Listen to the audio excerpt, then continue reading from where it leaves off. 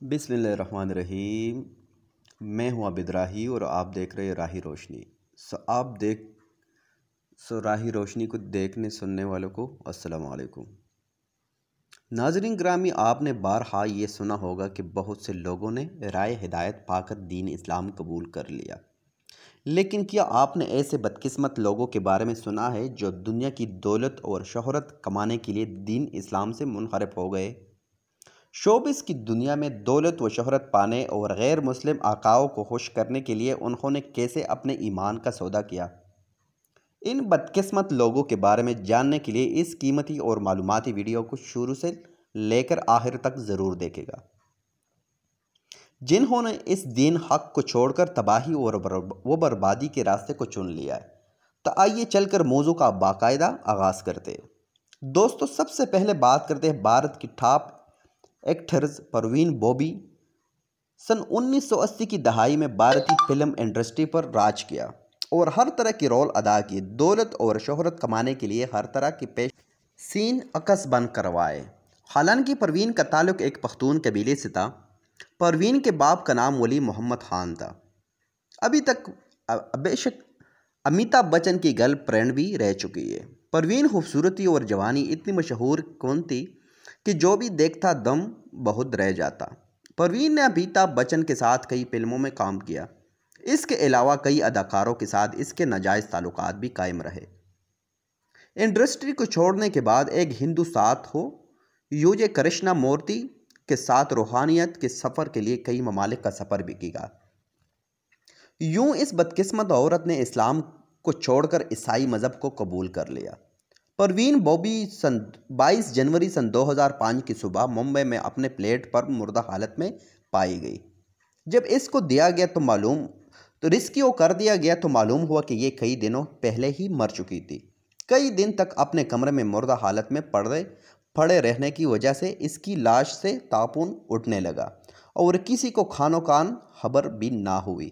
उम्र भी हिस्से में कई तरह की बीमारियों का शिकार हो चुकी थी और इसका ख्याल रखने वाला कोई भी नहीं था।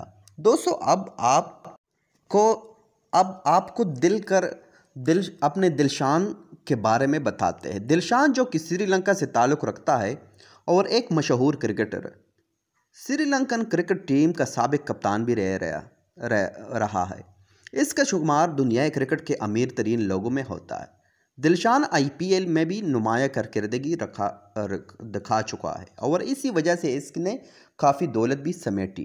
दिलशान सन 1976 में श्रीलंका में पैदा हुआ। दिलशान के वालिद मुसलमान जबकि वालिदा बुद्ध मज़हब से ताल्लुक़ रखती थी। बचपन इस वक्त दिलशान मुसलमान था और आपको ये जानकर हैरत होगी कि इसने कुरान पाक मुकम्मल पढ़ रखा था और इस पर अमल भी करता रहा। दिलशान को बचपन से ही क्रिकेट का बहुत शौक़ था और जवानी तक पहुंचते ही एक अच्छा क्रिकेटर साबित हुआ। लेकिन अपना कैरियर बनाने के लिए इसको मुख्तलिफ मुश्किलात उठाना पड़ी। फिर एक रोज़ इसके क्रिकेट कोच ने ये मशवरा दिया उनको कि अगर क्रिकेट की दुनिया में कामयाब होना चाहते हो तो दीन इस्लाम को छोड़ दो।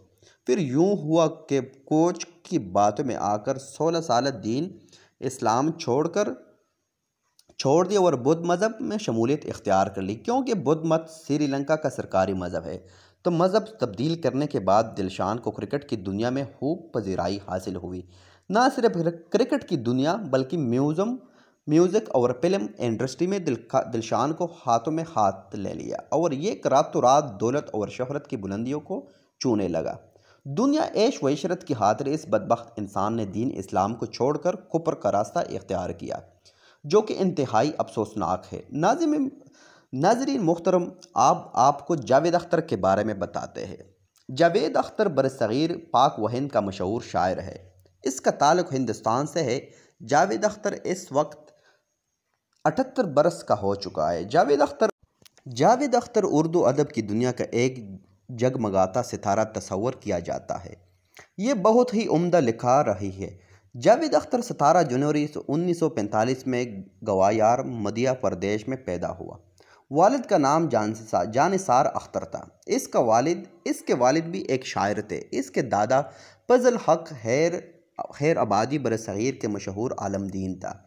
जिन्होंने 1857 में मजहबी बुनियाद पर तकसीम हिंद की तहरीक चलाई थी। जावेद अख्तर का असल नाम जादू था और यह नाम इसके वालिद जानिसार अख्तर ने अपनी एक हिंदुस्तानी फिल्म की गीत के मुनासिबत से रखा था और इसकी वजह से ये थी कि वो इस दौर का कामयाब तरीन गीत था जिसके बोल कुछ यूँ थे कि लम्हा लम्हा किसी जादू का फसाना होगा। जावेद अख्तर ने लखनऊ से तालीम हासिल की और वालिद की तरह जावेद अख्तर की कलम में ऐसा जादू था कि जो कोई इसका फ़न सुनता था तो वो हैरान रह जाता था। मुस्लिम घराने में तरबियत पाने वाला जावेद अख्तर हिंदू मज़हब से मुतासिर हुआ और फिल्म इंडस्ट्री की जगह चांद रोशनियों को देखकर इस बदबख्त इंसान ने भी दीन इस्लाम छोड़ दिया। आजकल ये शख्स कहता है कि इस दुनिया में कोई खुदा नहीं और इसको बनाने वाला भी कोई नहीं है और मरने के बाद किसी से कोई भी इख्तिसाब नहीं होगा। ये जावेद अख्तर की बातें हैं जनाब। जावेद अख्तर ख़ुद को सरेआम मुल्हद कहता है, यानी कि लादी, जिसका दीन से कोई ताल्लुक़ नहीं। बहरहाल जावेद अख्तर चाल डाल से एक हिंदू मालूम होता है, जबकि ये खुद परस्त शख्स अपने आप को एक सच्चा व पक्का हिंदुस्तानी साबित करने की थग वदूद में लगा रखता है और इसी वजह से ये माशी तौर पर काफ़ी खुशहाल भी हो चुका है। भारतीय हुकूमत उसे खूब नवाजता है, जबकि फिल्म इंडस्ट्री में भी इसे इज्जत की निगाह से देखा जाता है। अब आपको वसीम रज़वी के बारे में बताते चले। सैयद वसीम रज़वी शिया मसलक से ताल्लुक़ रखने वाला हिंदुस्तानी है। वसीम रज़वी इंडिया के भारतीय शिया वक्फ बोर्ड का चेयरमैन भी था, लेकिन बीजेपी हुकूमत ने आने के बाद अपना मज़हब छोड़कर मोदी सरकार के करीब होता चला गया। इसने इस्लाम के खिलाफ प्रोपेगेंडा करना शुरू कर दिया। इस काम में शिद्दत इस वक्त आई जबकि वसीम रज़वी ने मुसलमानों के दिल आज़ारी के लिए 900 कुरान पाक में मौजूद 26 आयात को कुरान मजीद फुरकान हमीद से हज़फ करने के लिए सुप्रीम कोर्ट से रुजू किया। ये मुसलमानों के खिलाफ खिलौना प्रोपेगेंडा था। इसी वजह से इंडियन मुसलमानों ने एहतजाज किया और इसके सर की कीमत भी मुकर्रर कर दी गई।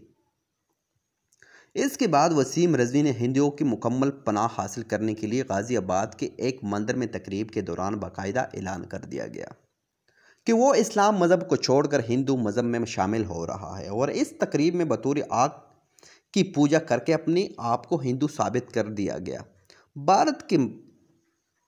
भारत के इस्लामी उलमा ने वसीम रज़वी के खिलाफ फतवा भी जारी किया, जबकि वसीम रज़वी को मोदी हुकूमत की जानिब से मुकम्मल पनाही हासिल है और अब तो इसने अपना नाम भी तब्दील कर लिया है। इसका हिंदुआना नाम चित्रनदन राणा राम सिंह त्यागी है। इसके मरने के बाद इसकी लाश को जला दिया जाए।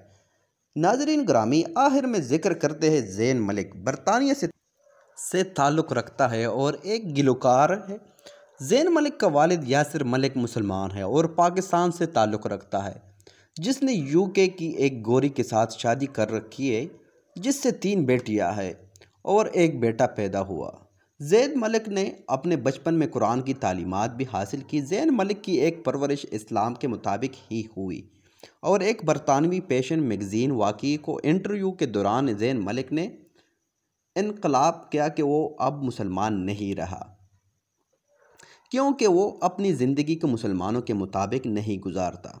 ज़ैन मलिक बॉक्सर भी रह चुका है। एक बार इसने बरतानिया के एक शोबे की शिरकत की और इस शोबे में अपना टैलेंट दिखाया और इसी शो से इसकी शोहरत का सफ़र शुरू हुआ।